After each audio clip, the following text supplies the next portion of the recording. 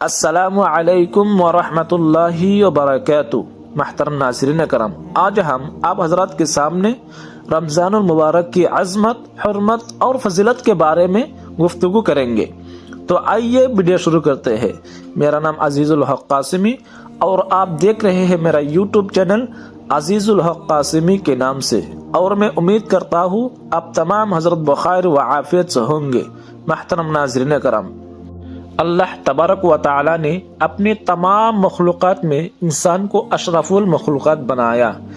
اس کی فطرت میں نیکی اور بدی، بھلائی اور برائی، تابعداری اور سرکشی اور خوبی خامی دونوں ہی قسم کی صلاحیتیں استعداد یکساں طور پر رکھ دی ہے۔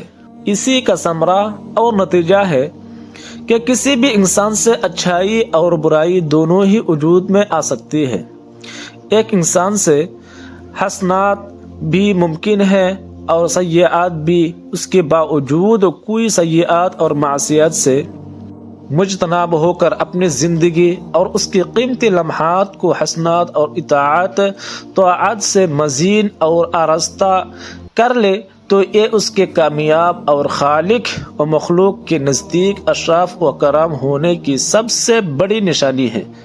یہی تقوی اور پرہیزگار ہے جو روزہ کا مقصد اصل ہے، جیسا کہ اللہ تعالیٰ نے فرمایا، یا ایھا الذین آمنوا کتب علیکم الصیام کما کتب علی الذین من قبلکم لعلکم تتقون ایاما معدودات۔ سورہ بقرہ۔ آئی ایمان والو، فرض کیا گیا تم پر روزہ جیسے فرض کیا گیا تھا تم سے اگلوں پر، تاکہ تم پرہیزگار ہو جاؤ۔ چند روزہ گنتی کے تقوی کا معنی ہے نفس کو برائیوں سے روکنا۔ اس کا سب سے بڑا ذریعہ روزہ ہے، جیسا کہ ایک صحابی رضی اللہ تعالیٰ عنہ نے حضور اکرم صلی اللہ علیہ وسلم سے عرض کیا، اے اللہ کے رسول صلی اللہ علیہ وسلم، مجھے کسی ایسے عمل کا حکم دیجئے جس سے حق تعالی مجھے نفع دے۔ آپ صلی اللہ علیہ وسلم نے ارشاد فرمایا، علیک بالصوم فإنہ لا مثل لہ۔ سورہ النساء۔ یعنی روزہ رکھا کرو، اس کے مثل کوئی عمل نہیں۔ اب رمضان المبارک کی آمد ہے، گویا یہ مہینہ نیکیوں اور طاعات کے لیے موسم بہار کی طرح ہے۔ اسی لیے رمضان المبارک سال بھر کے اسلامی مہینوں میں سب سے زیادہ عظمتوں، فضیلتوں اور برکتوں والا مہینہ ہے۔ اس ماہ میں اللہ تعالی اہل ایمان کو اپنے رضا، محبت و عطا، اپنے ضمانت اور الفت اور اپنے انوارات سے نوازتے ہیں۔ اس مہینے میں ہر نیک عمل کا اجر ثواب کئی گنا بڑھ جاتا ہے۔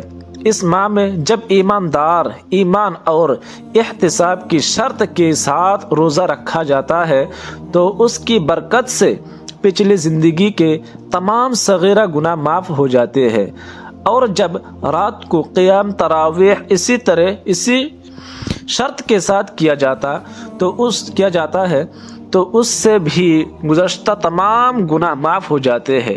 اس ماہ میں ایک نیکی فرض کے برابر اور فرض 70 فرائض کے برابر ہو جاتا ہے۔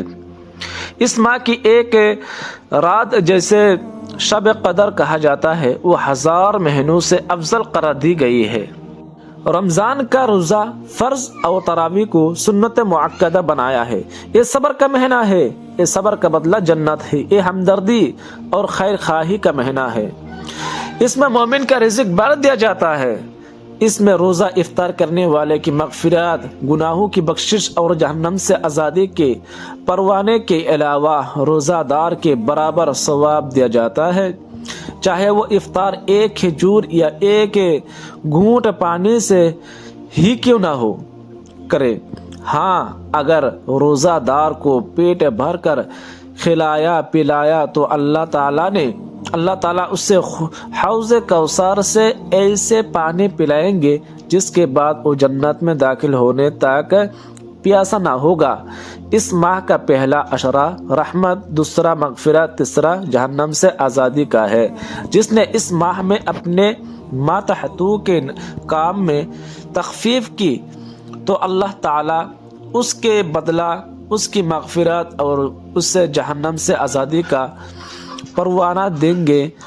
پورا سال جنت کو رمضان المبارک کے لیے آراستہ کیا جاتا ہے۔ عام قانون یہ ہے کہ ایک نیکی کا ثواب 10 سے لے کر 700 تک دیا جاتا ہے، مگر روزہ اس قانون سے مستثنی ہے۔ اللہ تعالیٰ کا ارشاد ہے، روزہ صرف میرے لیے ہے، اس کا اجر میں خود دوں گا۔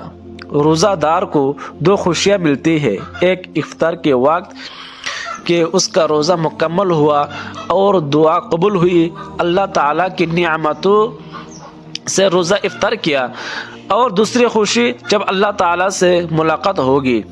روزہ دار کے منہ کی بو جو معدہ کے خالی ہونے کی وجہ سے آتی ہے، اللہ تعالیٰ کے نزدیک مشک سے زیادہ خوشبودار ہے۔ روزہ اور قرآن کریم دونوں بندے کی شفاعت کریں گے، اور بندے کے حق میں دونوں کی شفاعت قبول ہو جائے گی۔ اب چند وہ باتیں عرض کی جاتی ہے جس کا حضور اکرم صلی اللہ علیہ وسلم خود بھی اہتمام کیا کرتے تھے اور امت کو بھی اس کی تعلیم تلقین فرماتے تھے۔ حضور اکرم صلی اللہ علیہ وسلم شعبان کی تاریخیوں کی جس قدر نگہداشت فرماتے تھے اتنا دوسرے مہینوں کے نہیں فرماتے تھے۔ حضور اکرم صلی اللہ علیہ وسلم نے ارشاد فرمایا، رمضان کی خاطر شعبان کے چاند کا اہتمام کیا کرو۔ آپ صلی اللہ علیہ وسلم نے سحری کھانے کا حکم فرمایا کہ سحری کھایا کرو کیونکہ سحری کھانے میں برکت ہے، اور فرمایا ہمارے اور اہل کتاب کے روزے کے درمیان سحری کھانے کا فرق ہے، یعنی اہل کتاب کو سو جانے کے بعد کھانا پینا ممنوع تھا، اور ہمیں صبح صادق کے طلوع ہونے سے پہلے تک کی اجازت ہے۔ آپ صلی اللہ علیہ وسلم نے فرمایا، لوگ ہمیشہ خیر پر رہیں گے جب تک کہ غروب آفتاب کے بعد افطار میں جلدی کرتے رہیں گے۔ افطار کی دعا، ذهب الظمأ وبطلت العروق وثبت الاجر انشاء اللہ، پیاس جاتی رہی، تر بتر ہو گئے اور اجر انشاءاللہ ثابت ہو گیا۔ اسی طرح اللہم لک صمت علی رزقک افطرت، اے اللہ میں نے تیرے لیے روزہ رکھا اور تیرا رزق سے افطار کیا۔ رمضان میں ذکر کرنے والا بخش جاتا ہے اور اس ماہ میں منگنے والا بے مراد نہیں رہتا۔ روزہ دار کی روزانہ ایک دعا قبول ہوتی ہے۔ رمضان میں روزانہ بہت سے لوگ دوزخ سے آزاد کیے جاتے ہیں۔ حضور اکرم صلی اللہ علیہ وسلم رمضان کے آخری اشرا میں خود بھی شب بیدار رہتے اور اپنے گھر کے لوگوں کو بیدار رکھتے۔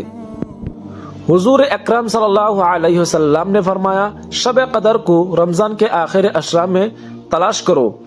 جب لیلۃ القدر آتی ہے تو جبرائیل علیہ السلام فرشتوں کی معیت میں نازل ہوتے، اور ہر بندہ جو کھڑا یا بیٹا اللہ تعالیٰ کا ذکر کر رہا ہو اس میں تلاوت، تسبیح، تمہید اور نوافل سب شامل ہے۔ الغرض کسی طریقے سے ذکر و عبادت میں مشغول ہو، اس لیے دعائے رحمت کرتے ہیں۔ لیلۃ القدر کی دعا، اللہم انک عفو تحب العفو فاعف عنی، اے اللہ آپ بہت معاف کرنے والے ہیں، معاف کو پسند فرماتے ہیں، بس مجھے بھی معاف فرما دیجئے۔ اگر کسی نے بغیر عذر اور بیماری کے رمضان کا ایک روزہ چھوڑا، خواہ وہ سارے زندگی روزہ رکھا ہے، وہ اس کی تلافی نہیں کر سکتا۔ رمضان میں 4 کام کثرت سے کیا جائے۔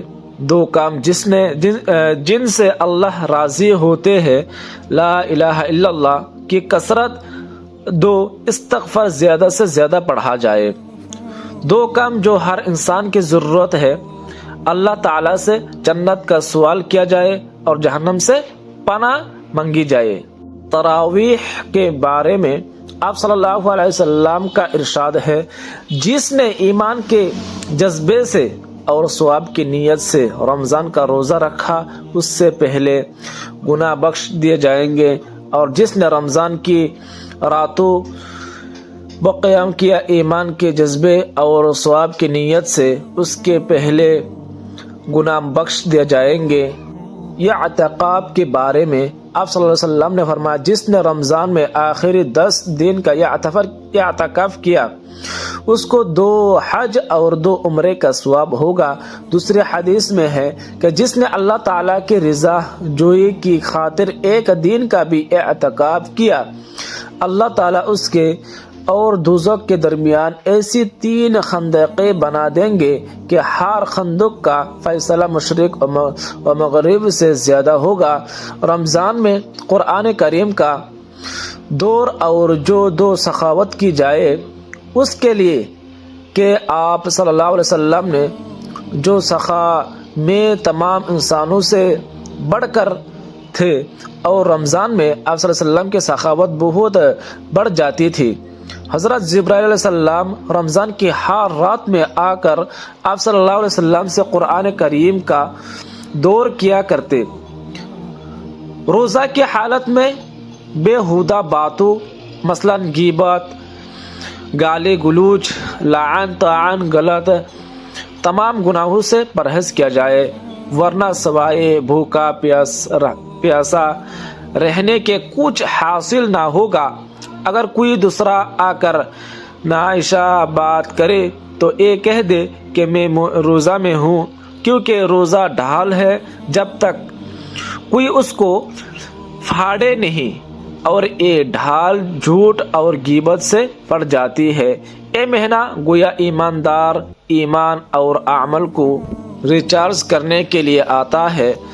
رمضان عربی کا لفظ ہے جس کا اردو میں معنی ہی شدت حرارت کے ہے، یعنی اس ماہ میں اللہ رب العزت روزہ کی برکت اور اپنے رحمت خاصہ کے ذریعے اہل ایمان کے گناہوں کو جلا دیتے ہیں اور ان کی بخشش فرما دیتے ہیں۔ حضرت ابو ہریرہ رضی اللہ تعالی عنہ حضور اکرم صلی اللہ علیہ وسلم کا ارشاد نقل کرتے ہیں، رسول اللہ صلی اللہ علیہ وسلم کا ارشاد ہے جب رمضان آتا ہے تو آسمان کے دروازے کھول دیے جاتے ہیں، اور ایک روایت میں ہے کہ جنت کے دروازے کھول دیے جاتے ہیں اور دوزخ کے دروازے بند کر دیے جاتے ہیں، شیطان کو جندروں سے باندھ دیا جاتے ہیں، اور ایک روایت میں ہے بجائے ابواب جنات کے ابواب رحمت کھول دیا جانے کا ذکر ہے۔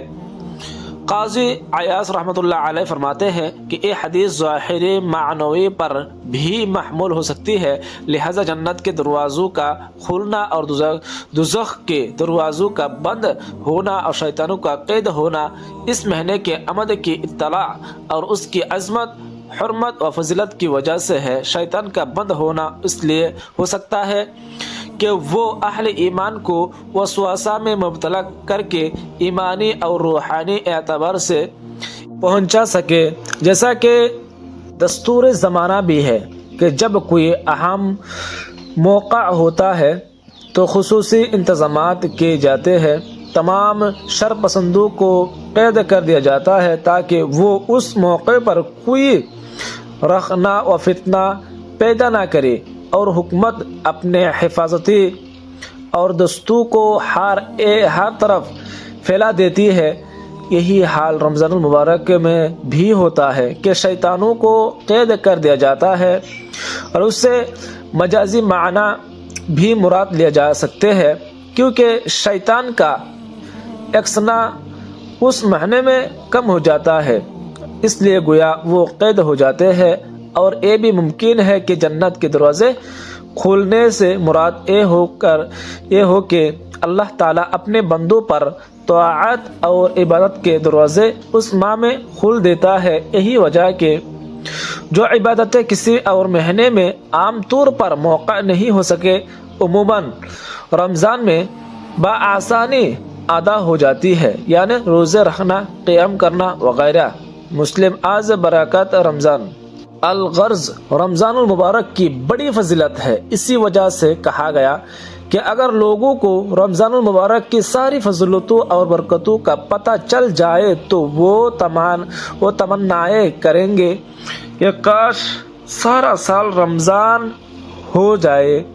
رمضان مبارک کی بے شمار خصوصیتیں، جن میں چاند یہ ہے کہ سال بھر کے مہینوں میں رمضان المبارک ایک ایسا مہینہ ہے جس کا ذکر صراحت کے ساتھ قرآن کریم میں آتا ہے، جیسا کہ ارشاد الہی ہے شہر رمضان الذی انزل فیہ القرآن ھدی للناس وبینات من الھدی والفرقان۔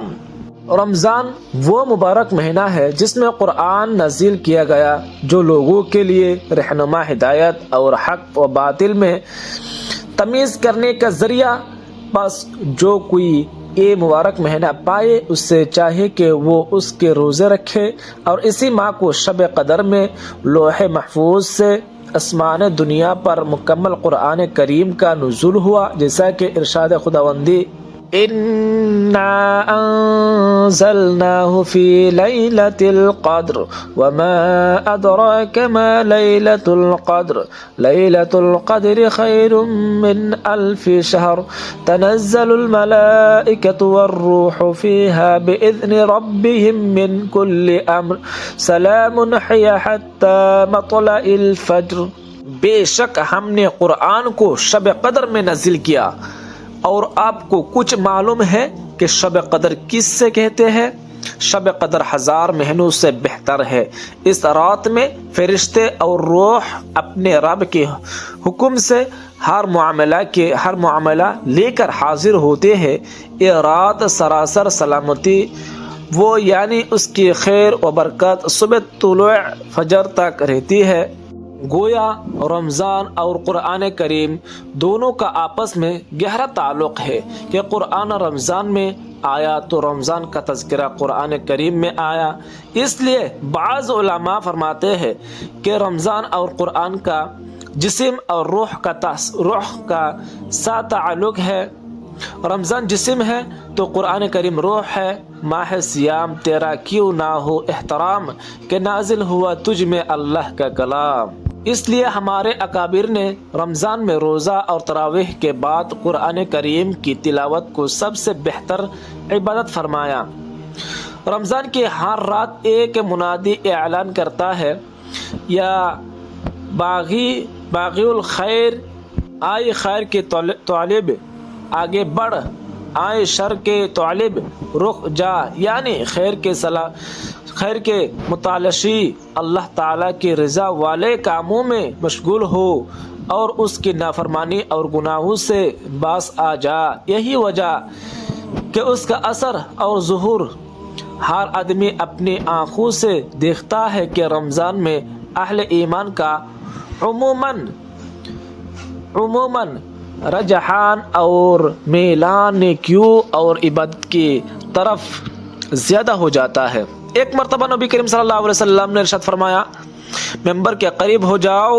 صحابہ کرام رضوان اللہ تعالی اجمعین ممبر سے قریب ہو گئے۔ جب حضور اکرم صلی اللہ علیہ وسلم نے ممبر کے پہلے درجہ پر قدم مبارک رکھا تو فرمایا آمین، جب دوسرے پر قدم مبارک رکھا تو پھر فرمایا آمین، تیسرے پر قدم مبارک رکھا تو پھر آمین۔ جب اب صلی اللہ علیہ وسلم خطبہ سے فارغ ہو کر نیچے اترے تو صحابہ کرام رضوان اللہ تعالی علیہم اجمعین نے عرض کیا کہ آئے رسول اللہ صلی اللہ علیہ وسلم، ہم نے آج آپ سے ممبر پر چڑھتے ہوئے ایسے بات سنی جو پہلے کبھی نہیں سنی تھی۔ آپ صلی اللہ علیہ وسلم نے ارشاد فرمایا، اس وقت جبرائیل علیہ السلام میرے سامنے آئے تھے۔ جب پہلے درجہ پر میں نے قدم رکھا تو انہوں نے کہا، ہلاک ہو جائے وہ شخص جس نے رمضان مبارک کا مبارک مہینہ پایا پھر بھی اس کی مغفرت نہ ہوئی۔ میں نے کہا آمین۔ پھر جب میں دوسرے درجہ پر چڑھا تو انہوں نے کہا، ہلاک ہو جائے وہ شخص جس کے سامنے آپ صلی اللہ علیہ وسلم کا ذکر مبارک ہو اور وہ درود نہ بھیجے۔ میں نے کہا آمین۔ جب میں تیسرے درجہ پر چڑھا تو انہوں نے کہا، ہلاک ہو وہ شخص جس کے سامنے اس کے والدین یا ان میں سے کوئی ایک بڑھاپے کو پائے اور وہ ان کی خدمت کر کے جنت میں داخل نہ ہو جائے۔ میں نے کہا آمین۔ رمضان المبارک ایک ایسا مہینہ ہے کہ اس میں ایک انسان کوشش کرے تو ایک رمضان سارے گناہ بخشنے کے لیے کافی ہے۔ جو شخص رمضان کے روزے رکھے اور ایک یقین کر کے رکھے کہ اللہ تعالیٰ کے تمام وعدے سچے ہیں اور وہ تمام اعمال حسنہ کا بہترین بدلہ عطا فرمائے گا۔ تو رسول اکرم صلی اللہ علیہ وسلم کا ارشاد ہے، جو شخص ایمان کے ساتھ اور ثواب کی امید رکھتے ہوئے رمضان میں قیام کرے گا، یعنی تراویح اور نوافل وغیرہ پڑھے گا، اس کے پیچھے اور اگلے سب صغیرہ گناہ معاف کر دیے جائیں گے۔ ایمان اور احتساب کا مطلب یہ ہے کہ اللہ تعالیٰ کے تمام وعدوں پر یقین کامل ہو کر اور ہر عمل پر ثواب کی نیت اور خالص الہیت اور رضا الہی کا حصول پیش نظر دین کے جتنے ارکان ہیں وہ طاقت پیدا کرتے ہیں، یعنی ایک عبادت دوسرے عبادت کے معاون و مددگار اور تقویت کا باعث بنتی ہے۔ اسی طرح رمضان کا روزہ سال کے پورے 11 مہینے کی عبادت کے لیے طاقت پیدا کرتا ہے۔ روزہ کی وجہ سے دوسرے عبادت کی ادائیگی کا ذوق و شوق پیدا ہوتا ہے اور توانائی ملتی ہے۔ اگر فرض روزہ کے تمام تقاضوں کا لحاظ رکھا گیا تو اس کا اثر پورے 11 مہینوں پر پڑے گا اور روزہ دار کی زندگی میں ایک نمایاں تبدیلی، روزہ جن چیزوں سے معمور کیا گیا ہے اس کا لحاظ رکھا جائے، روزہ کا منشا یہ معلوم ہوتا ہے کہ زیادہ سے زیادہ اللہ تعالیٰ کی طرف متوجہ ہوا جائے، یعنی روزہ کے ساتھ ساتھ تراویح اور اشراق، چاشت، تسبیح، تلاوت قرآن، اللہ تعالیٰ کا ذکر، صدقہ، خیرات، کوشش، شب قدر کی تلاش اور دعاؤں کی کثرت کا معمول بنایا جائے اور جتنا ہو سکے اس پر عمل کیا جائے۔ اس ماہ میں غریبوں اور یتیموں، بیواؤں اور مسکینوں کے ساتھ احسان اور ہمدردی کا معاملہ کیا جائے اور ان پر سخاوت کی جائے، اور اس کے لیے کہ ایک تو ان کا حق ہے اور دوسرا اس کے لیے صدقہ اور خیرات کے کرنے سے ممکن ہے کہ اللہ تعالیٰ کے کسی بندے کا دل خوش ہو جائے تو اللہ تعالیٰ اس کو قبول فرمائے اور ہمارا مقصد پورا ہو جائے، یا ہو سکتا ہے ہماری عبادت، ہماری تلاوت، ہماری نمازوں میں کوئی کمی رہ گئی ہو یا اس قابل نہ ہو کہ وہ قبولیت کا مقام حاصل کر سکے، تو اللہ تعالیٰ کی راہ میں خرچ کرنے سے ممکن ہے کہ اللہ تعالیٰ انہیں قبول فرما لے۔ اس لیے